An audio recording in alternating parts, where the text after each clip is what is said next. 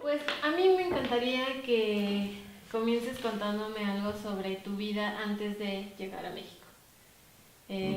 ¿Fue en los 90 que llegaste aquí? No, mucho antes. ¿Mucho antes? Sí, muchísimo antes.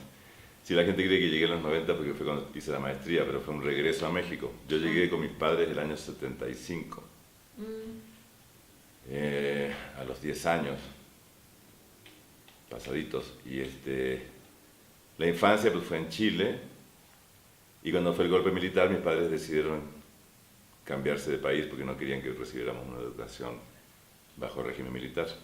Básicamente fue eso. Mi padre consiguió un trabajo en la UNAM, era ingeniero, y mi madre también estuvo trabajando en ciencias políticas en la UNAM, profesor de historia.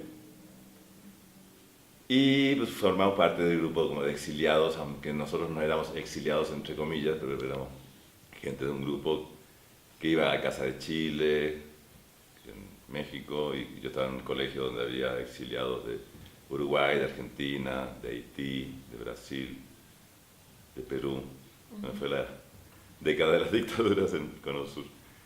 Y hice parte de la primaria acá, terminé la primaria, la secundaria y la prepa, que las cursé en el Centro Activo Freire, en México, que era una escuela activa de muy buena calidad educativa, la verdad, de gente de izquierda. Entre los fundadores de esa escuela está Aurelio Fernández, el actual director de la Jornada de Oriente en Puebla. Y había una especie de élite de la izquierda mexicana, estudió ahí, de alguna manera. Fue un privilegio poder haber estado en esa escuela. Pero como siempre crecimos con la idea de que lo de Pinochet iba a ser un año, dos, entonces tenía esta imagen como de que eres de pertenencia, que eres chileno y no perteneces acá, ni aquí, ni allá. Pero como yo crecí la adolescencia en México, como que cuando yo siempre pienso que lo que te tocó en la adolescencia en algún lugar es al cual pertenece, porque cuando descubres quién eres realmente. Por eso fue la razón de volver. Pero también la razón de irme a Chile fue como, cuando terminé la prepa, era porque como nos habían educado de un sentido de pertenencia, era poder, como yo decía en broma, tratar de meterme al país en un bolsillo. Regresé a Chile, estudié artes plásticas en la Universidad de Chile allá, justo me tocó el final de la dictadura. Y cuando terminó la dictadura yo me vine a México, bueno, más o menos en esa fecha, la maestría en la UNAM, y acá me quedé. ¿Cuáles son, bueno, no sé, qué cosas recuerdas de tu infancia en Chile? ¿Tienes algún recuerdo en específico? Bueno, muchos, ¿no? Como de una familia grande, entonces yo soy el nieto menor, mi familia se reunía, mi abuelo era como un gran patriarca y reunía a toda la familia todos los domingos. Recuerdo mucho como el impacto y el choque que fue con México, porque México es un país mucho más adelantado tecnológicamente, socialmente, éticamente, moralmente, en todos los aspectos, mucho más rico y mucho más powerful que Chile. Aunque Chile tenía esta figura de Allende y el buscar una vía pacífica hacia el socialismo, entonces recuerdo como mucho toda la etapa del gobierno de la Unidad Popular. Yo tenía 7, 8, 9, 10 años, como mucho más consciente. Recuerdo y añoro un poco esa conciencia política con la que fui formado, que a veces echo de menos un poco en la juventud en México. Pero también, por otro lado, cosas tan simples como, o prácticas como productos enlatados o embutidos o Tupperware. Chile era muy básico, era un país muy pobre en ese sentido y no digamos atrasado, pero como también muy lejos de los mercados. Y crecí en una época que ya no te tocó a lo mejor a ti, pero que era una época donde el jitomate se consumía en verano porque era cuando se producía jitomate, por ejemplo, ¿no? Es decir, no esta especie de... Cuando se habla mucho del calentamiento global, yo pienso, bueno, gran parte de la culpa del calentamiento global es que queremos consumir cada día como si fuera el día ideal, perfecto de cualquier ser humano de clase media alta. Entonces tenemos en cada esquina de la tierra jitomate fresco, Coca-Cola embotellada, y tenemos un montón de productos que requieren manufactura, requieren transporte, requieren gasto de energía. Así es. Es una sociedad de consumo muy fuerte. Entonces lo que recuerdo mucho de Chile y me gusta mucho de esos recuerdos es que es una sociedad mucho más espartana, mucho más estricta en términos de consumo, por su lejanía, por su distancia, por una cierta pobreza. Y cuando volviste, bueno, o sea, cuando fuiste a estudiar artes plásticas, Ujú. ¿cómo fueron esos nuevos recuerdos? Ya habían pasado. Bueno, sí fue un cambio, ¿no? Porque Chile finalmente también se polarizó muchísimo con la dictadura. Era un país donde el miedo era algo de todos los días y el sentido de falta de pertenencia, porque la sociedad, tú no pertenecías a ese gobierno, pero consumías parte de lo que se producía y al mismo tiempo había un juego de contradicciones muy grandes, la verdad.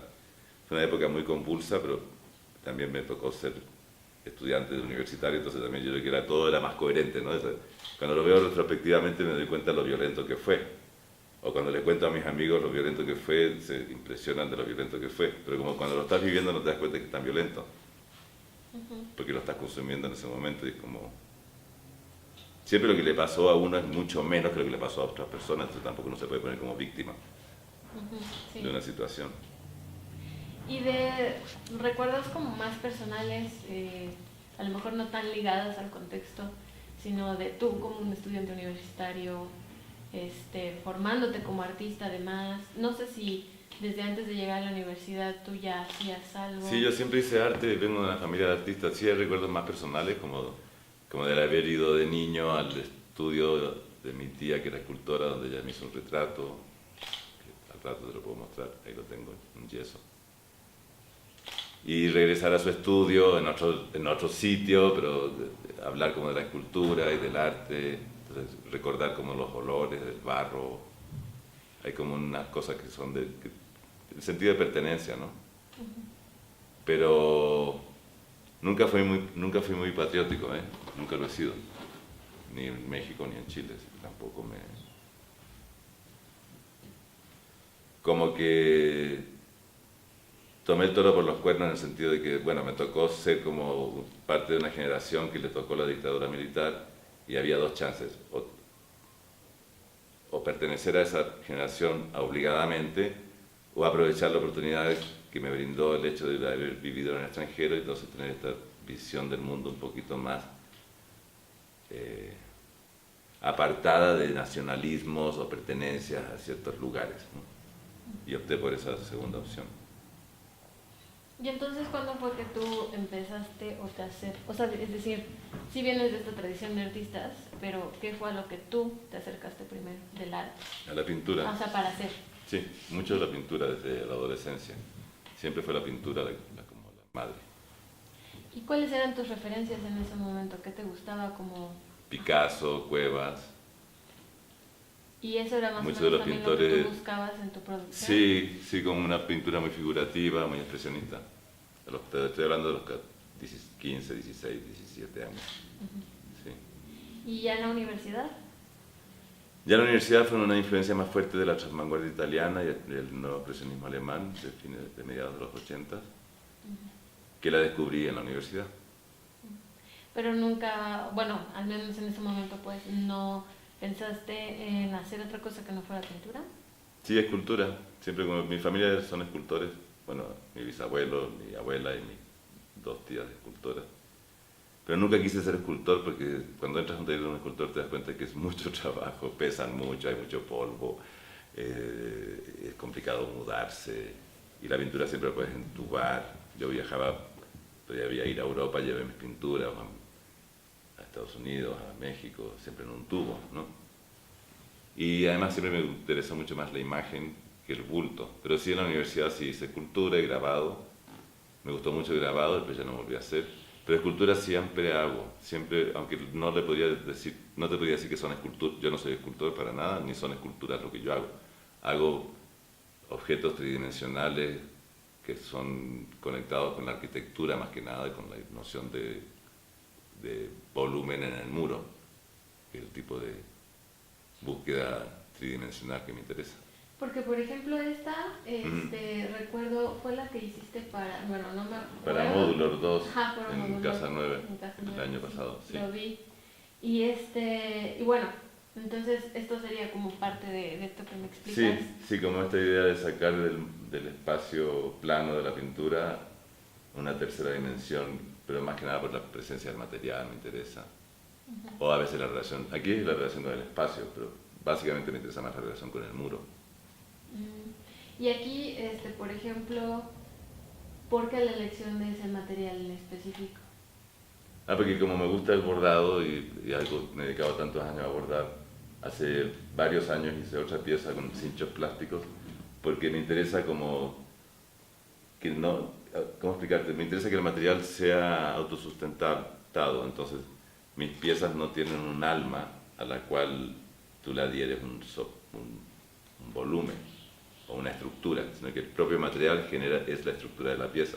En la pieza que hice con hilo, entonces naturalmente cuando quería aumentar el volumen más rápido era con estos cinchos plásticos.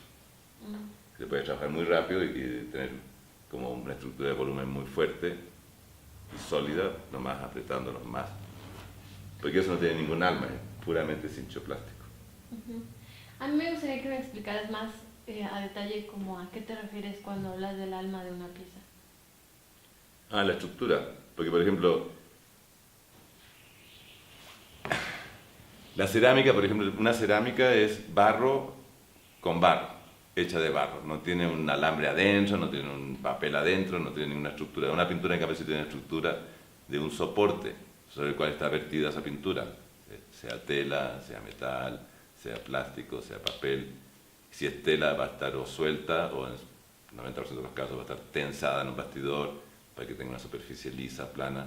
Entonces el alma de la pintura sería la base de que sería su estructura. Y muchos escultores cuando trabajan con materiales que no son como maleables, fácilmente pues hacen primero un alma de acero, fierro, una estructura de madera, alambre, sobre la cual poner el material. Y eso a mí siempre se me ha hecho como muy falso.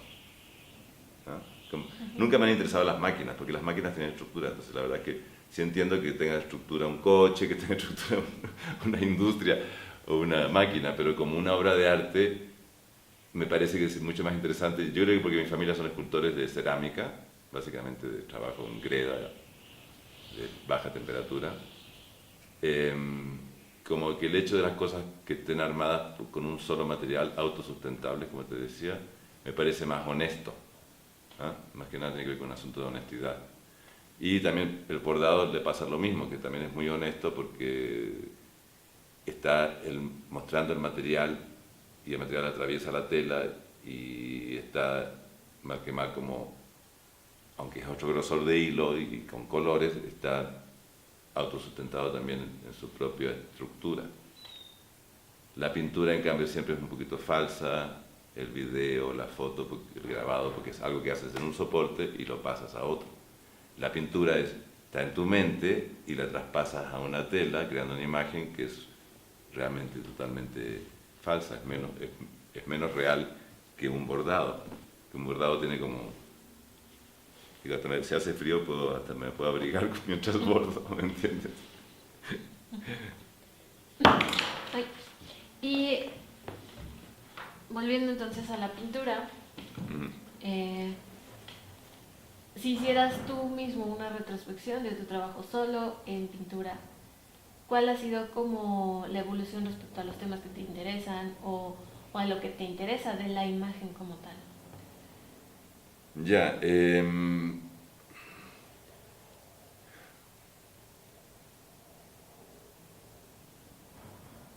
no hay evolución, no existe. Es como una idea falsa que tenemos todos. Sí existe la mejora, es decir, sí existe algo que es perfectible en términos de que hay a lo mejor una factura que es más fina, un color más pensado, una experiencia en el trazo. Y mi pintura, si hay una manera de los cambios que ha tenido es que de ser una pintura muy bruta o muy expresionista y muy torpe en un principio, pero muy honesta, ha pasado a ser una pintura más refinada, a llegar a un punto en que he tratado de recuperar esa, entre comillas, torpeza, porque era la sentido que como más primigenio de la propia pintura, ¿no? Y me disgusta mucho como esta idea de la perfección técnica. Me gusta más como que las cosas sean como más de una primera impresión y que a lo mejor por repetición o por cubrir una capa con otra u otra capa con otra vayas generando un acabado más fino, pero no una cosa relamida per se que busca como esta cosa perfecta que puedes lograr con la pintura. Aparte se me hace tonto porque habiendo foto y video, ¿para qué quieres tener una cosa realista muy perfecta en la pintura si la pintura justamente tiene ese gesto de atrevimiento y de vida propia, ¿no? Que ese ha sido también como un punto justo desde la creación de la fotografía, ¿no? Como este encuentro entre como la pintura, como, no sé, a lo mejor el deseo de representar una cosa de la manera más realista posible, luego llega la fotografía y es como, listo, ya se resolvió, ahora ¿qué vas a hacer? ¿Pintura? Claro, ¿No? sí, como que la pintura fue esclava muchas veces de la religión, de la didáctica, de la educación, de la mímesis, de dar a conocer los elementos, de poder representarle a terceras personas que no tenían la posibilidad de viajar a través de las imágenes, como imaginábamos que era la imagen de la Virgen, o la imagen de un florero, o la imagen de una fruta. Piensa que a través de la pintura conoció Europa primero como era un jitomate, ¿me entiendes? Después llegaron los jitomates. Entonces, sí hay una cosa del lenguaje visual de la pintura que se rompe, ese anclaje a lo que llamamos generalmente como una didáctica, y entonces surge una pintura más libre, más propia de su materia, ¿no? Y de alguna manera como que me sigue interesando la pintura a pesar de que hago mucho bordado, porque me interesa la pintura como materia, no tanto, y como color y como forma, no me interesa tanto lo que estoy representando. El tema como que no me es tan relevante, aunque sí lo hay, y el tema es como nomás un pretexto para que haya una vía de conformación de espacio, tiempo, luz, color, a través de la forma. Y bueno, Quizás soy un artista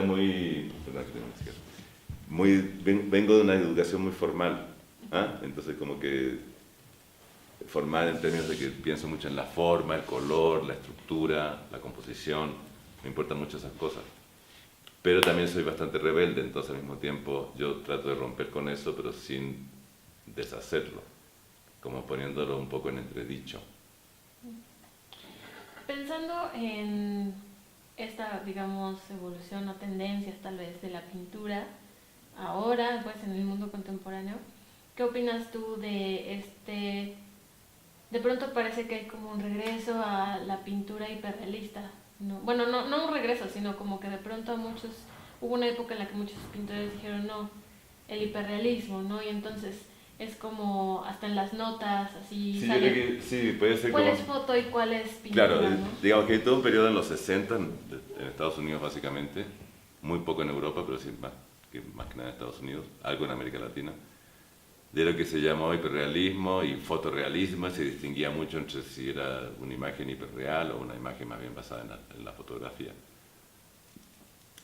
Eso es una tendencia que se acabó. Y con la crisis, digamos, del fin de la vanguardia, que es el año 68 básicamente en términos políticos y en términos económicos, la crisis viene en el 73 con el petróleo. Esa crisis generó una diáspora de todas las vanguardias, entonces de alguna manera como que a partir, digamos, que de mediados de los 70, pero básicamente a partir de los 80, empieza un revival de la lectura hacia atrás, ¿no? Que es la época de la posmodernidad, a la cual pertenece la transvanguardia italiana y el nuevo expresionismo alemán, que retoman todo este proceso del expresionismo de los primeros principios del siglo XX, del grupo Die Brücke, ¿no? Básicamente, y un poco del dadaísmo, ¿no? Pero ya antes había artistas que habían hecho como un revival, porque fueron artistas que les tocó vivir en una sociedad muy desarrollada, que fue la sociedad norteamericana, después de la Segunda Guerra Mundial, realmente en los 50, es más correcto decir, con Rauschenberg, Jasper Johns, Y con los neodadaístas empieza como esta vertiente que está dentro del pop art, pero que tiene que ver mucho más con los aspectos políticos y formales de la historia de la pintura del siglo XX. Y yo creo que esta pregunta de por qué regresa el hiperrealismo, yo creo que tiene dos respuestas muy básicas.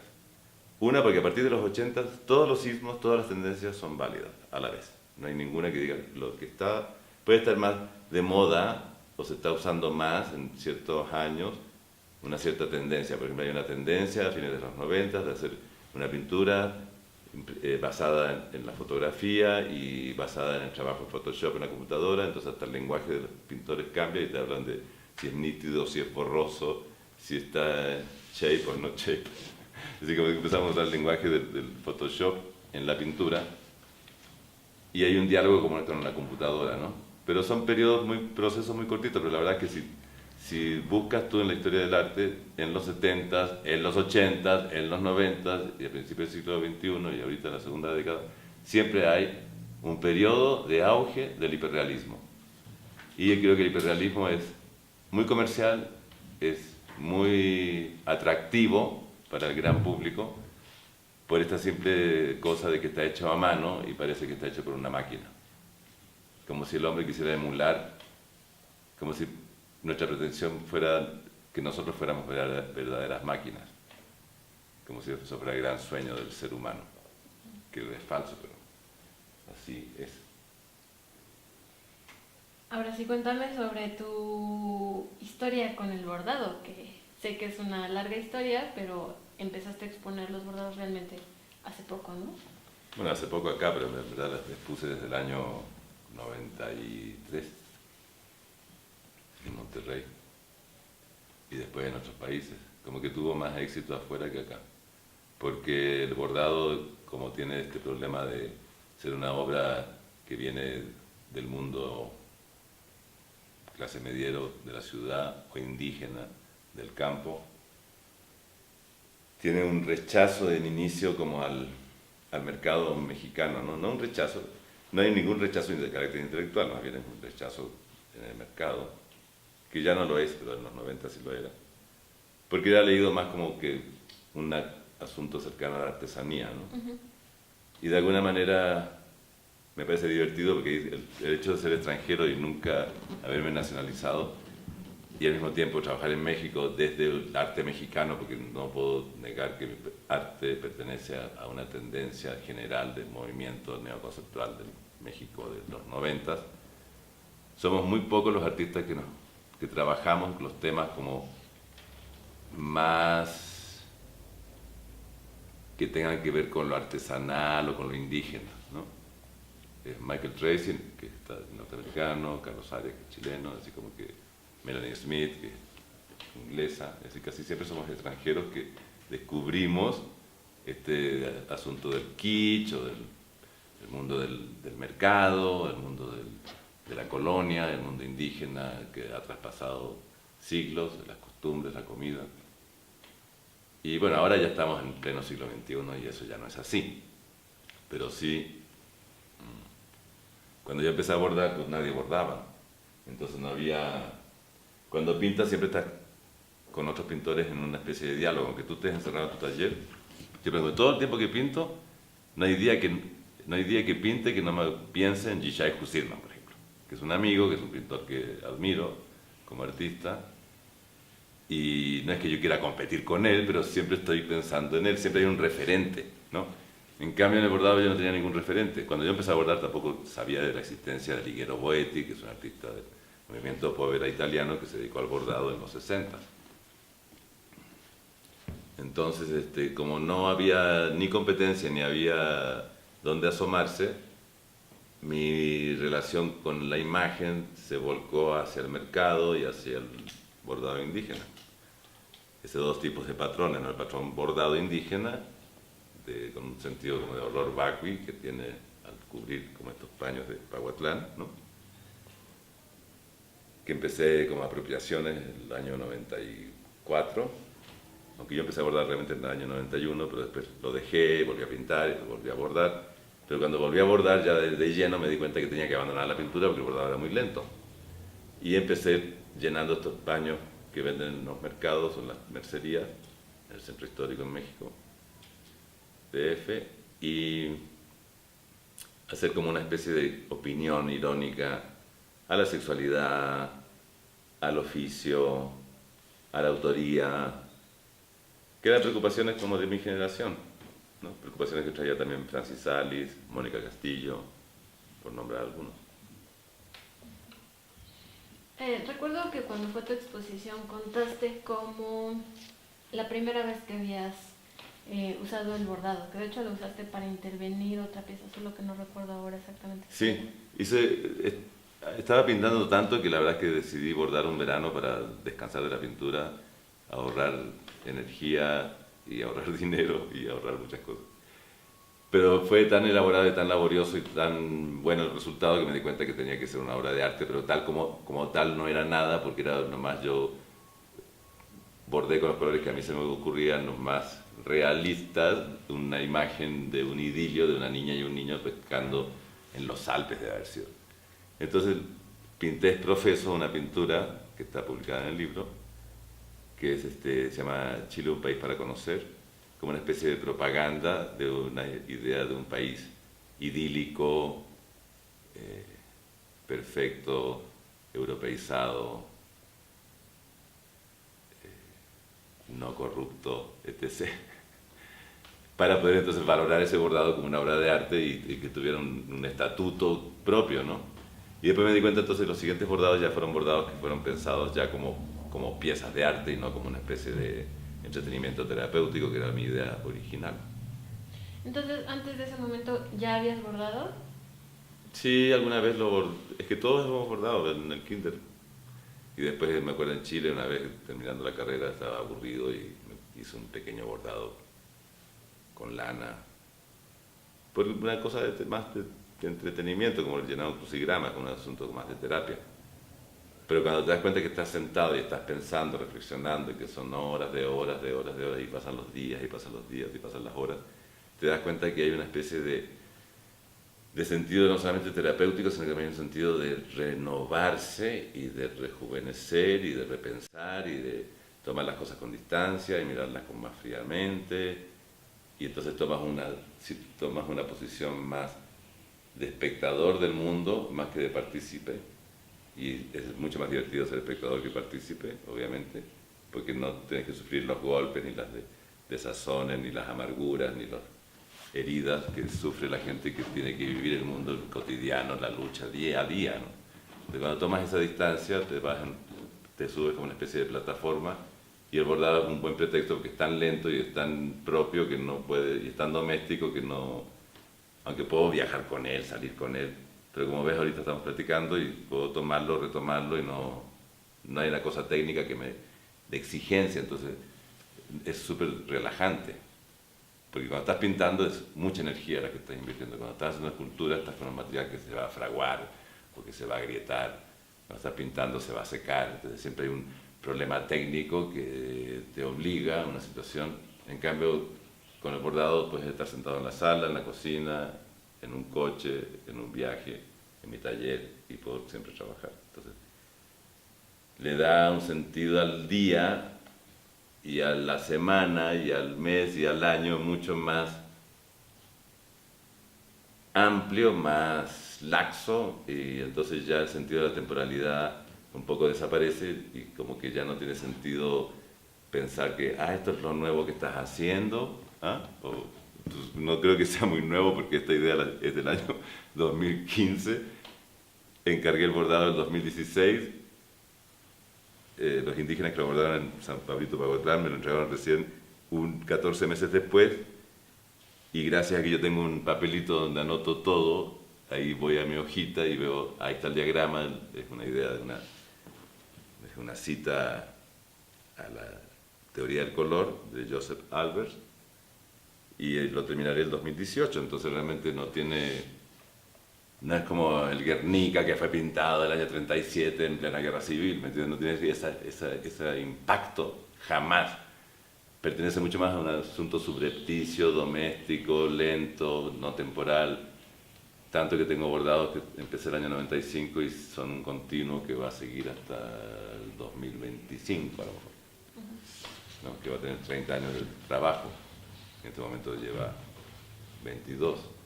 Sí, de hecho recuerdo que cuando expusiste era una pieza así larguísima, ¿no? Que Sí. creo que medía 20 metros. Sí, Hasta ese momento aproximadamente. ya llevabas 18, según recuerdo. Sí, mide 22 y llevo 18. Hay zonas que están no llenas todavía porque son las zonas que dejé exprofeso para la gente que va muriendo, amigos, conocidos o familiares que mueren, y los voy anotando. Y otra parte que es las ciudades o lugares que voy visitando. Y algunas ideas nuevas que están dibujadas. Y sí, así como se mostró en Capilla del Arte hace 2 años en Puebla, ahora está muchísimo más lleno. Ya está casi... Mucho estaba dibujado y ahora está ya realmente bordado, casi todo. ¿Y cuál ha sido tu reflexión, tantos años trabajando con el bordado, sobre lo que significa, como sus implicaciones con la colonización, con lo que es indígena, con lo que es doméstico Sí, con las mujeres? sí, es una falsa atribución, que la verdad es que hay más hombres que bordan casi que mujeres, pero en una sociedad machista hay ciertos estatutos de poder, ¿no? Entonces, por ejemplo, el que borda es la bordadora, en cambio el que hace el traje es el sastre, ¿ah? Entonces las figuras masculinas, por ejemplo, de trabajo doméstico, son siempre de clase y de oficio. Las figuras femeninas, en cambio, son siempre de empleado o de uso, ¿no? Y de abuso. Entonces, sí, obviamente, cuando yo bordo, estoy obviamente tocando un tema muy ríspido que viene arrastrando a la sociedad desde hace muchos siglos. Y también, pensando en el tema de lo colonial, es interesante porque de alguna manera también a través de la colonia heredamos un sentido de la imagen que viene de un realismo que tiene su origen en Sumeria, la verdad. Y entonces hay un sentido de la historia de la cultura, de la historia del arte, que como está remitido en lo doméstico, no tiene este asunto de la tecnología tan fuerte, ni tampoco de la imagen que muestra una época, ¿no? Por ejemplo, hay vasijas del principio de la colonia mexicana que se siguen haciendo hoy, los puedes encontrar en el mercado de Cholula, la misma vasija, pero esa misma vasija te la encuentras en España en el siglo XII, y una vasija similar te la encuentras en Sumeria el año 3000 a.C., ¿no? Entonces, de alguna manera hay recursos de la cultura, porque yo creo que tienen que ver como que son el tejido, la cerámica, el textil, que son recursos que se van traspasando, un conocimiento que se va traspasando de generación en generación y que no tiene que ver con un movimiento artístico, ni con una escuela de arte, ni con una tendencia, ni con una vanguardia. Y eso me parece interesante del bordado, porque el bordado entonces se manda por un tubo todas esas tonteras, ¿me entiendes? Así como esto de que porque está colgado en el museo vale, o que porque está en la feria vale, o que porque... No, el valor de una obra de arte es el que tiene independiente del mercado, pero estamos educados a que solamente lo que está en el mercado vale, y lo que está publicado vale, y lo que está en el museo vale. Si no cumple con esos estatutos, pareciera que no existiera, ¿no? Y entonces, cuando yo hago bordado, estoy rompiendo con todos esos cánones establecidos por el esquema de poder, tanto económicos como políticos, y obviamente toca temas como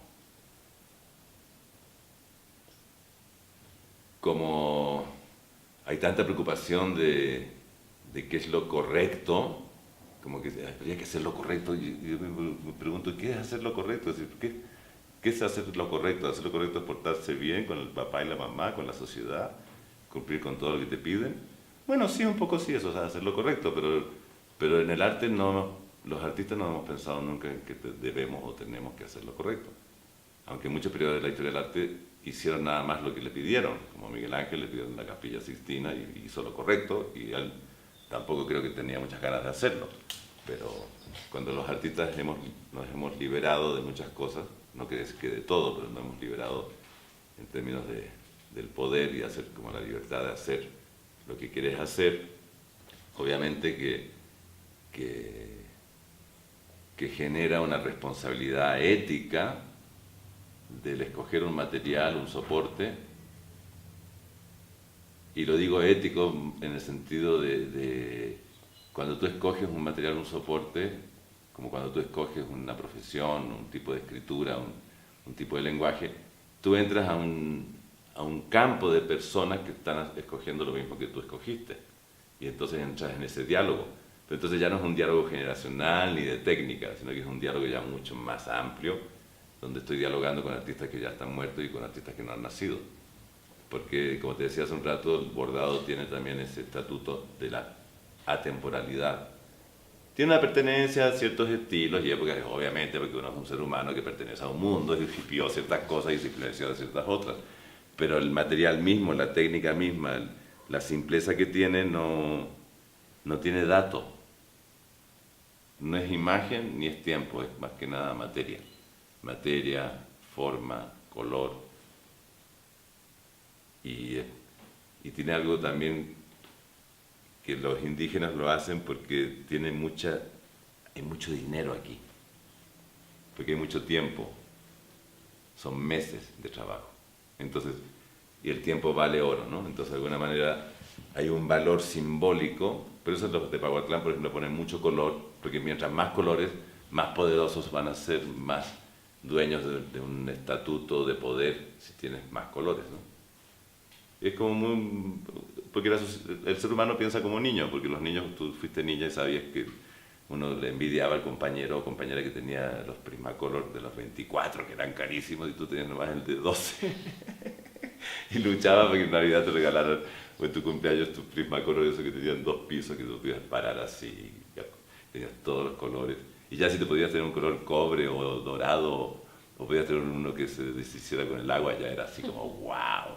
Entonces, esa idea del poder que ejerce el tiempo y el ser dueño de tu tiempo es ser dueño de tu dinero en el fondo. Y como vivimos en una sociedad que es una sociedad mercantilista que funciona a través de las mercancías y del dinero, el bordado tiene esa cosa en sí mismo, que tiene un poder de elocuencia del tiempo invertido que rebasa cualquier mercado. Por ejemplo, cuando me tocó ofrecer una pieza que tenía muchos años de trabajo a una institución, hice el cálculo de cuánto debería costar simbólicamente, siendo una pieza de tal artista, poniéndome en el lugar del comprador, poniéndome en el lugar del galerista, poniéndome en el lugar del crítico, poniéndome en el lugar del que puede hacer como dar una idea de precio, de estimaciones, porque tiene más experiencia. Entonces pensé, dije, esa pieza tiene que costar tanto. Y no era un capricho. Pero dije, voy a hacer el cálculo de cuánto me costó a mí hacerla. Me costó 7 veces más que lo que vale. Si yo cobrara el tiempo como profesor, es decir, si yo cobrara lo que yo gano como profesor, más el material, olvídate, el material es muy poco. Si yo cobrara eso, la cifra llegaba a un poco más de 7,5 millones de pesos. ¿Quién va a pagar por un bordado más de 7 millones de pesos? Es absurdo. Cuesta como 7 casas de buena construcción. Entonces dije, bueno que pensé primero el precio que yo creo que era el correcto, que era muchísimo menos, ¿no? No lo puedo decir porque es una institución pública, y no me lo han comprado tampoco, ¿no? Pero tenía yo que ofertarlo. Y en ese sentido, pongo el ejemplo porque a veces tienes que llegar al tema del dinero, porque gran parte de la historia del arte lo que hace el artista es mostrar el capital. Si no es a través de la ostentación del oro y el lapislázuli con Giotto, es a través de el retrato de Josefina coronándose por David en el Imperio francés. Entonces estás hablando del poder, del dinero, del estatuto, del estándar de lo que es ¿no? Lo que genera poder. Mucho del impresionismo, por ejemplo, es este tiempo libre que gana la sociedad burguesa, de salir los domingos a pasear, hacer un picnic, estar con los amigos, hacer nada, vivir la vida, el cotidiano, así como son los franceses de fantástico, ¿no? Que tienen esa cosa cultural del placer de vivir, del gusto por vivir, del perfume, del cojín, ¿no? El capitoné, eso lo inventaron los franceses, ¿no? Esta cosa. Eso de que al sillón le ponen así como, ¿no?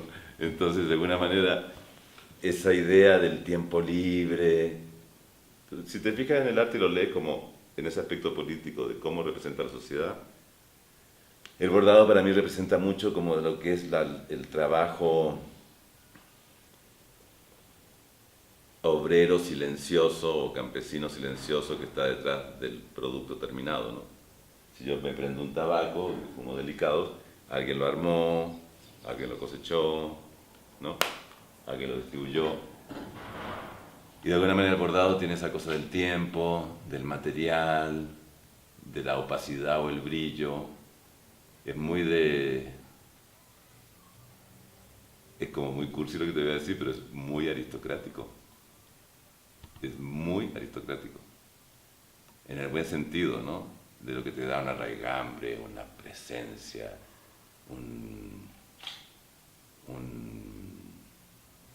¿cómo explicarte? Un sentido de primacía, ¿no?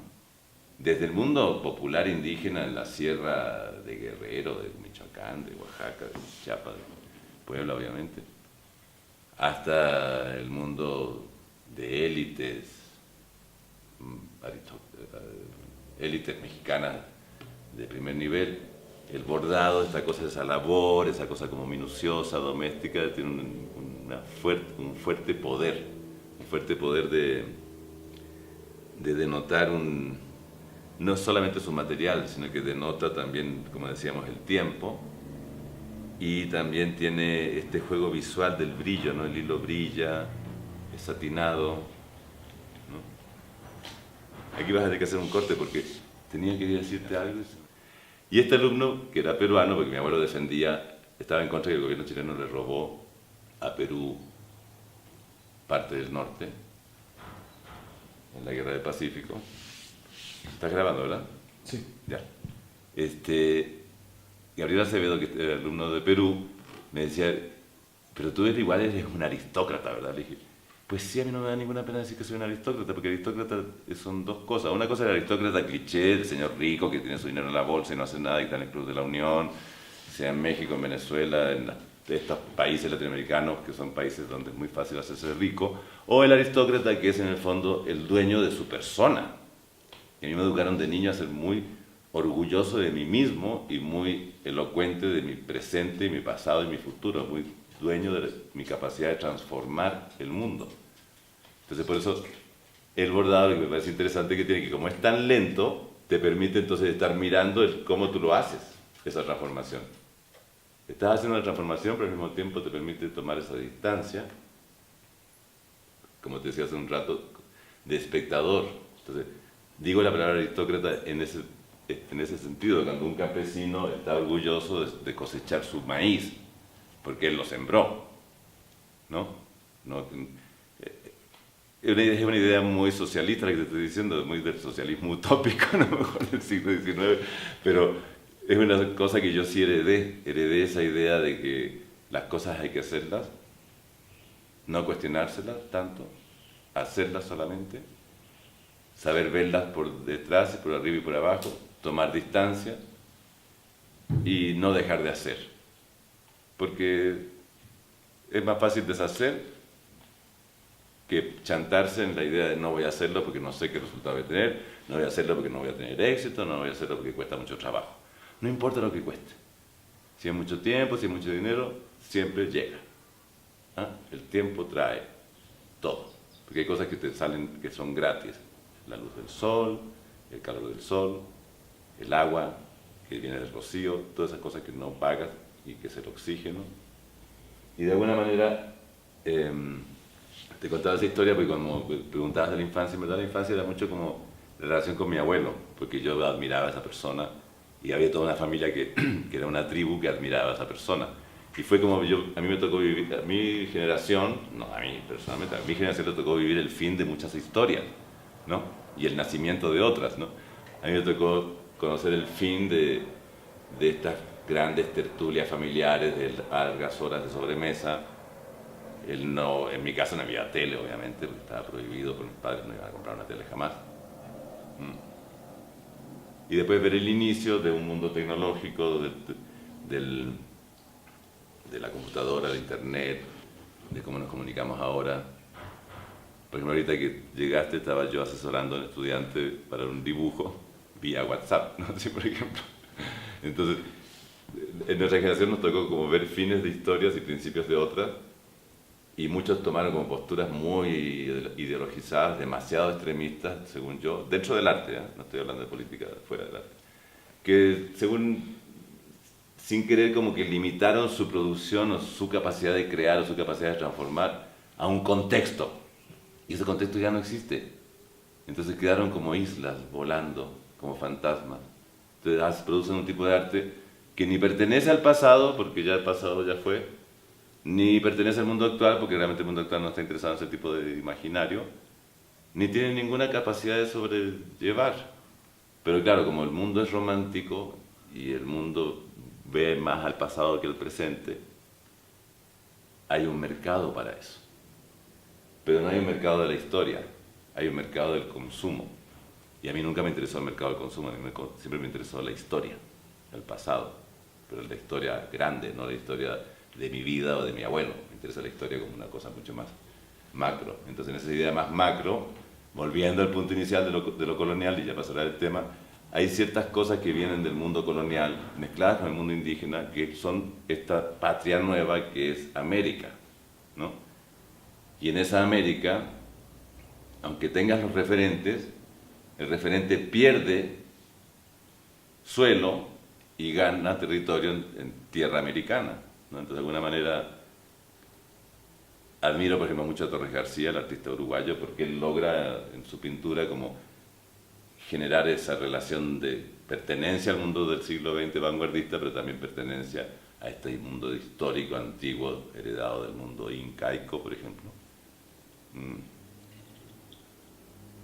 Y en ese sentido creo que, como estamos regidos por un régimen, perdón la redundancia, europeo trasladado a Nueva York, que es el mismo régimen, nomás que trasladado de campo socioeconómico, de poder, creemos que existen entonces los estilos, las escuelas, las vanguardias, pero de verdad, si te borras todo ese bagaje que nos enseñaron en la universidad de la historia del arte y de cómo está construido, y lo piensas más duchampianamente, ¿no? Por ejemplo, a mí me pone de muy mal humor que a Duchamp te lo enseñan dentro de la historia del arte. Yo creo que él se retorcería en la tumba, porque Duchamp abre una nueva historia del arte. Él no pertenece a la historia del arte, él pertenece a Duchamp, pertenece a una lectura muy nueva. Entonces, él está abriendo un territorio que no se ha logrado abrir todavía, por más que hayan artistas influenciados por él o que hemos tomado algunas cositas aprendidas de él a través de... Yo no lo tomé de Duchamp, yo lo tomé más de los neodadaístas norteamericanos de los 50, sin querer del Povera, sin querer de la vanguardia italiana. Pero si piensas la creación de la pintura, el bordado, la producción que pueda generar un ser humano dentro de su vida, que son 30, 50, 70 años, y lo sacas de la vanguardia, lo sacas de su tiempo, lo sacas de su lata y lo ves como obra, es mucho más interesante, porque entonces empiezas el diálogo. Y yo creo que en ese sentido, como para cerrar la idea, creo que el bordado, que para suerte mía está de muy en boga ahorita, como de muy en moda el trabajo del bordado, la manualidad, tiene no solamente esa presencia física, sino que esa atemporalidad. Y esa atemporalidad permite que el bordado sea más posible su consumo a través de los gadgets electrónicos, porque en esos gadgets tú tienes desde el dibujo que hizo tu sobrino a la Madonna de Rafael y al bordado de Carlos Arias en el mismo estatuto, en el mismo lugar, en el mismo teléfono, en la misma imagen, en el mismo, igual de plano, igual de flat, y no tiene categoría. No hay esa categorización de que arte culto, arte popular, arte antiguo, arte nuevo, arte de vanguardia, arte no de vanguardia, o cuando te dicen, ¿cuál es tu propuesta? No, los artistas están obligados a tener una propuesta específica, ¿no? No, ahorita todo es para lo mismo. Entonces ahí el que sobreviva, pues que sobrevivirá y los otros no. Entonces, si uno piensa más ambiciosamente, hay más chances de que pierdas en el camino, pero hay por lo menos una chance de sobrevivir de seguro. En cambio, si lo piensas más temorosamente de pertenecer. Sí, seguro vas a pertenecer, pero ¿a quién le interesa ahorita los pintores franceses de 1950? Fautrier, o Walsh, que era, creo, austriaco, ese movimiento que hubo en el París de la posguerra. A nadie, ¿no? Entonces, no trascendieron. Y creo que a mí sí me interesa la trascendencia. Sobre todo cuando ves, por ejemplo, una caja de Olinalá que se viene haciendo desde Filipinas y pasa a Guerrero y Michoacán y se vende todavía en México y a lo mejor la hacen en China, pero es una cosa que traspasa fronteras, traspasa tiempos, ¿no? Esa trascendencia que ve uno ahorita que van a reconstruir las torres de la pirámide de la iglesia de los Remedios en San Andrés Cholula, que ya entonces ya no van a ser las torres del siglo XVIII, XIX, sino que van a ser las torres del siglo XXI, obviamente su cúpula, la cúpula de la torre. Pero hay una trascendencia ahí, porque la mano que está haciendo esa torre es la misma mano que la hizo hace 300 años, o hace 200, perdón.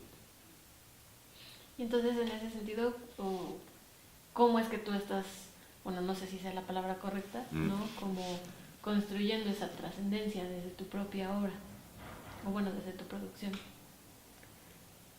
Bueno, siendo muy consistente y siendo muy autocrítico, pero también siendo muy libre. Consistencia y autocrítica, pero con mucha libertad. Consistencia y autocrítica, pero con mucha distancia, viendo mi propio trabajo. Para entonces el trabajo alimenta el trabajo. Pero la libertad le permite entonces salirse de esa ruedita y no entonces estar haciendo una copia de sí mismo, sino que estar haciendo como una opinión, una cita y a veces un desvío. Después regresas, una opinión, una cita, a veces un desvío, entonces vas generando como una especie de árbol del conocimiento de tu propio trabajo. Y ahorita, por ejemplo, estoy muy preocupado, pero más bien por la palabra ocupado, en generar un diálogo entre la pintura y la pintura, porque yo tengo pinturas de diferentes periodos, entonces a través de la teoría del color que estoy en el bordado haciendo y a través de otras obras nuevas que son volúmenes pintados, generar una especie de tensión que abra un paréntesis donde entonces yo pueda meter como en un cambucho todas esas pinturas que no sé qué hacer con ellas, en términos de imaginario, en términos de estilo, o en términos de gesto, o en términos de... para que entonces logren, no sé si se va a poder, pero logren quizás en un futuro no muy lejano poder ser leídas, por lo menos por mí, fuera del estatuto de figuración, abstracción, estilo expresionista, más realista, menos realista, pintura de los 80, pintura de los 90, pintura del siglo XXI, sino que más bien hay ciertos intereses que son como un gran vaivén, que va y viene, y en ese sentido perdí el hilo. ¿Qué me preguntas? Ya no sé si te respondí bien. Pues sí estabas en eso. Sí. Bueno, me estabas platicando de qué es lo que estás buscando ahorita con el diálogo de la pintura, porque yo te pregunté sobre cómo estabas trabajando o cómo te estabas ocupando sobre la trascendencia en tu obra. Ah, ya. Sí. Entonces supongo que fue como una especie de ejemplo muy... Con tu gusto por la vida, con tus intereses comunes, que ahí entonces entra la sociedad como partícipe y como consumo, de tomar como una visión más extrapolada de lo que has hecho. Y no se trata de hacer una limpieza y tirar a la basura la mitad que lo que hiciste, no, sino que se trata más bien de poner en su lugar las cosas que tú has hecho. Y entonces ahí sí saber que a lo mejor si no hay trascendencia en la historia, hay trascendencia por lo menos en el diálogo interno de las piezas. Así como que hay una lógica de una pieza del 85 con una pieza del 2017, una cierta comunión. Y la sexualidad en el aspecto más físico, que como lo muestro yo, me interesa porque es muy la presencia física de la materia la que siempre me interesó. Entonces, si hay algo físico, matérico que el ser humano hace, es el sexo. cuando hay acción de sexo, ¿no? Entonces, en ese sentido, como la sociedad es tan represora, uno mismo se reprime, entonces, pero tampoco se trata de romper todas las represiones, porque también hay un cierto coto que tiene que ver con el orden y las jerarquías de las cosas y sus tiempos y sus modales y sus modos de operar. Pero siempre he pensado que no dar por sentado de que porque hay, por ejemplo, no porque en México se haya aceptado el matrimonio homosexual por la Suprema Corte de Justicia, quiere decir que es algo que la gente lo sienta natural, ¿no? Ya lo ves en Puebla, que llegó la orden de acatar y el Puebla no está acatando, ¿no? Entonces, por ejemplo, por decir. Entonces es un tema que también para mí no tiene ningún morbo, ¿no? No lo veo con morbo para nada. Pero juego con el morbo en términos que la gente lo ve con morbo. Pues si lo quieren ver con morbo, pues véanlo con morbo, disfrútenlo. Pero por otro lado, si lo ves como color, como luz, no sé si la palabra existe, emanescencia. ¿Como que emana? Como que emana, claro, como que sale un fulgor, ¿no? Porque también como sociedad, como reprimimos, porque si hablamos de sexo parece que somos unos pervertidos.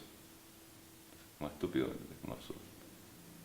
Pero por eso yo le pongo siempre un poquito de mi ingrediente sexual, un poco para ir como rompiendo un poquito estas fricciones que hay.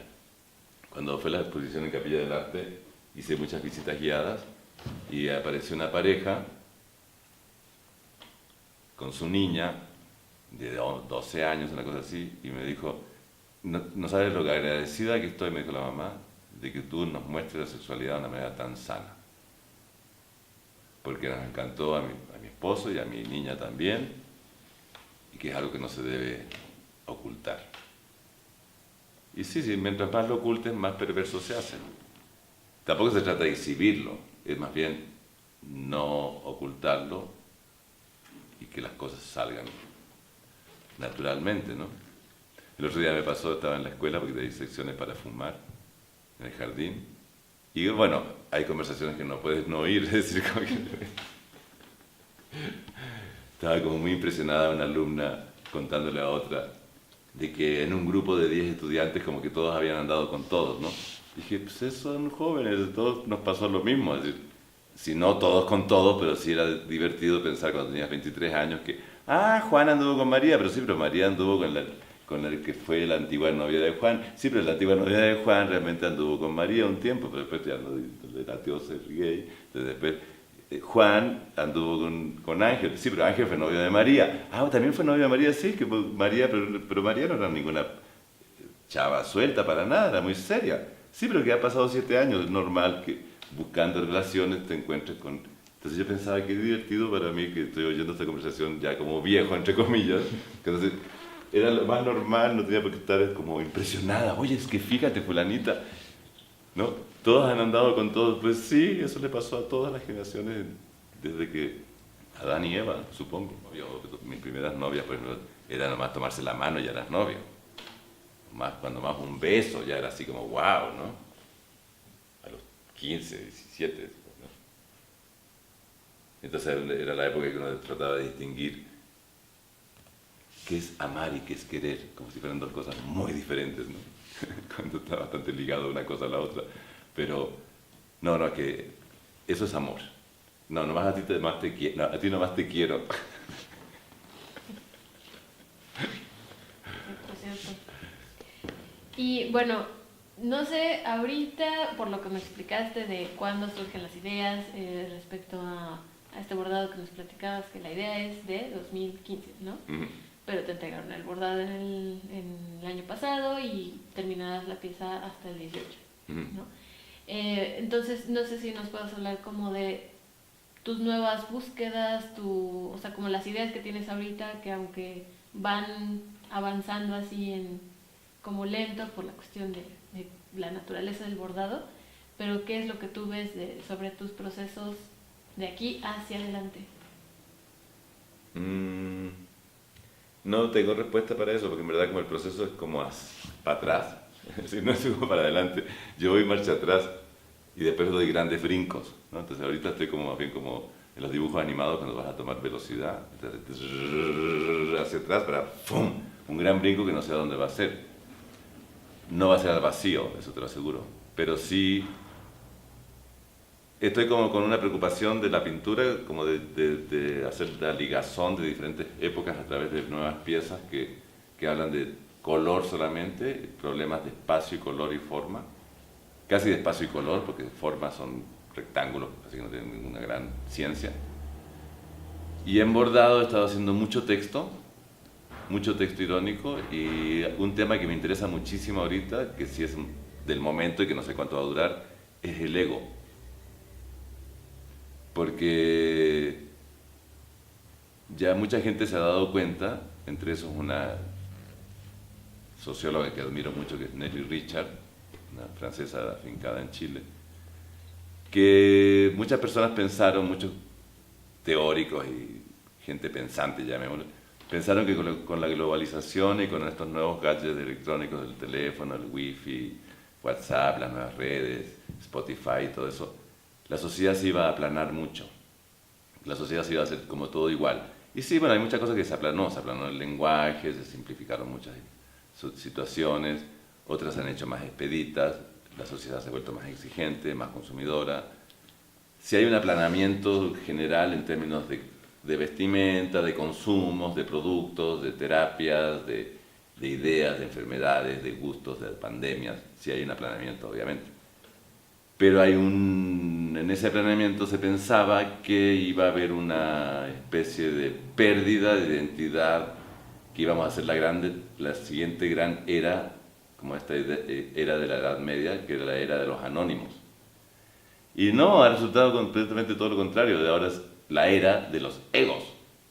Es la era de la presencia, pero rotunda y fuerte, de la personalidad, de la persona, del individuo, del ego. De tu sello personal, de tu firma, de tu... Y digo, yo nunca he visto la serie, pero existen las Kardashian, ¿no? Es decir, es un ejemplo estúpido, vulgar, pero ahí está. Entonces, muchas de mis nuevas piezas tienen que ver con el asunto del ego. Por ejemplo, una pieza es un mail que me mandó una escritora hablando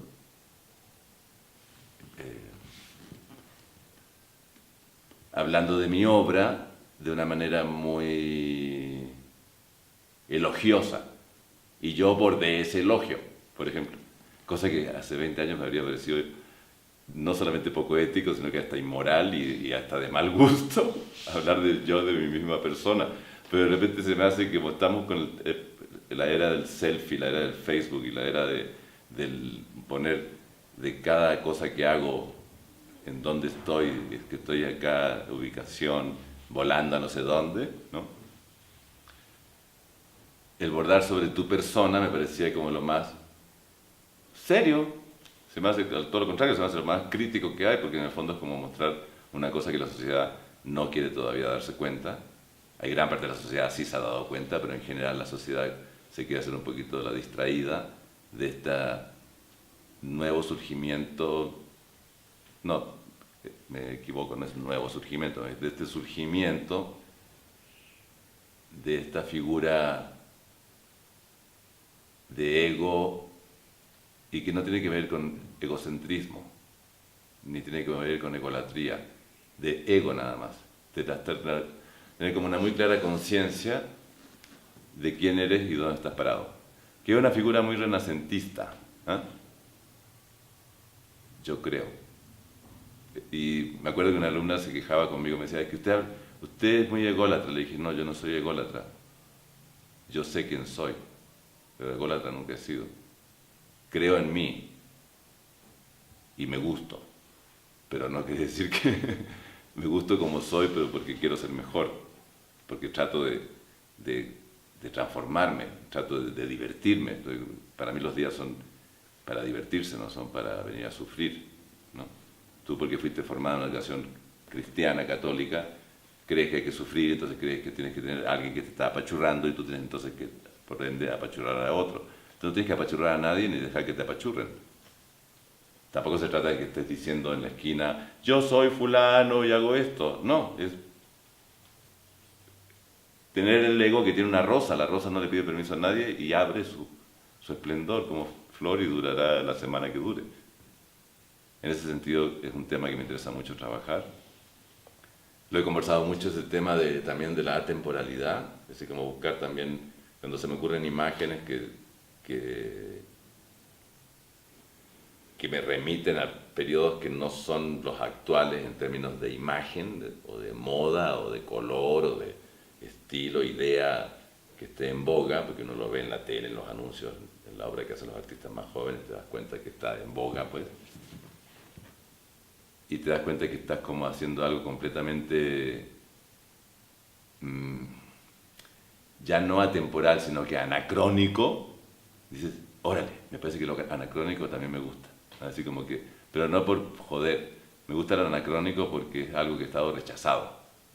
Me gusta hablar del rechazo, me gusta hablar de lo que ha sido no mostrado, no escondido. Y sin querer, yo creo que son ideas que traigo, que las he traído siempre. Entonces, cuando tú me preguntas proyectos a futuro, yo no te puedo decir más que lo que el pasado me lleva para adelante, ¿no? Pero me parece interesante porque, por ejemplo, ahorita, esta semana se inaugura una exposición individual en Bogotá, en un proyecto que curó una brasileña, que es básicamente sobre el olvido. Y somos artistas, los invitados, que somos artistas que han sido olvidados, pero que son artistas que han sido preocupados por asuntos políticos y de la democracia y de la sociedad y la cultura, ¿no? Entonces, en ese sentido, me da gusto que me inviten a una exposición, que me hagan un proyecto en la Feria de Arte de Bogotá, son varias individuales, de artistas que justamente hemos trabajado fuera de estos tiempos, fuera de estas modas, fuera de estas tendencias, y que de alguna manera esas tendencias ya pasaron y sobrevivimos generacionalmente, ¿no? Entonces, es como... Hay piezas que yo hice el año 95 que están otros artistas haciéndolas ahorita, 20 años después, sin conocer mi trabajo, ¿eh? Por su cuenta, la sociedad llega a ciertos puntos, ¿no? Es como la famosa suástica, está en las culturas primitivas de Costa Rica y de la India, y al mismo tiempo, no el mismo periodo, pero al mismo tiempo, en términos que son transpolarizados. Y eso es un consumo cultural, natural, ¿no? A mí me da gusto saber que hice algo en un momento que habíamos gente que entendíamos que la sociedad iba hacia ese rumbo y que ahora la gente joven entienda que ese es el rumbo y retome y corresponde al movimiento feminista un poco teóricamente, así como que hay ciertas teorías de los 70s, 80s que yo tomo por influencia. A veces yo te podría decir si por gusto, es más que nada por influencia, por ser como muy ávido y muy despierto a lo que está pasando, y que las trabajo, y después la sociedad como que encuentra eso como que, mira, pero no es de ahorita, tiene 30 años o tiene 20 años, pues sí, no importa. Que yo lo hice primero. ¿Qué importa quién lo hizo primero? Whatever, ¿no? Es como que, ¿lo hiciste? Sí, ya, fine. No tienes que llevar la batuta tipo vanguardista de yo sí soy el primero que hice cubismo, Picasso. Pues no, estaba Juan Gris, estaba Braque, están otros también, Serusier y otros artistas menores que lo hicieron a su modo, ¿no? Y el mismo Rivera. México me encanta y los mexicanos me fascinan y es un mundo que no dejaría pero ni un minuto. No tengo nada en contra de ser o no ser mexicano, el problema es que no creo en las nacionalidades, 1.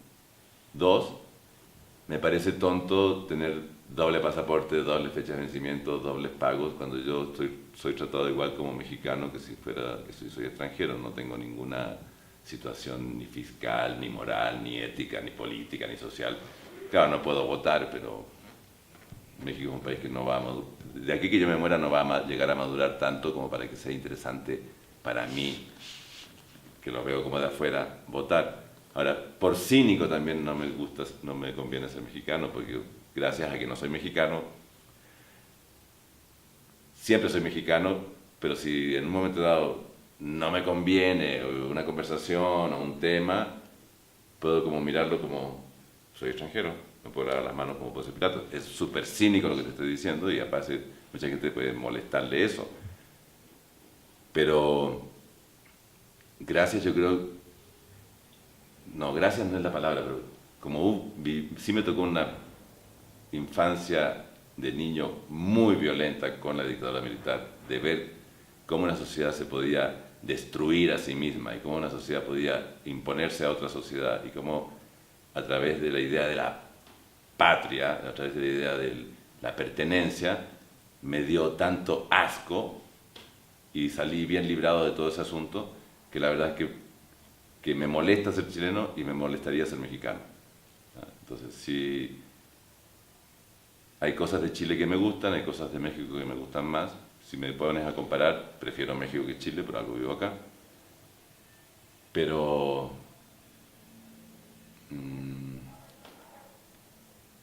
si me hubiera hecho mexicano, tendría que escoger, pero como yo no escogí ser chileno, ahí sí me lavo las manos porque no tengo la culpa de ser chileno. ¿Para qué me pongo una culpa encima? Desde ahora yo escogí ser algo. Ya era suficiente con escoger ser artista, escoger ser profesor, escoger ser gay, escoger venirse a Cholula, escoger ya las muchas elecciones como para cargarse una más. Y también en el sentido práctico, un abogado, cuando yo me quise hacer mexicano, en los 90, un abogado mexicano me dijo, no te conviene. México es un país menos bien visto en el extranjero que la nacionalidad que tú traes, el pasaporte que tú traes, básicamente. Ok, pues muchas gracias. Muy gracias. Muchas gracias por tu tiempo y todo lo que nos compartiste. Sí, gracias.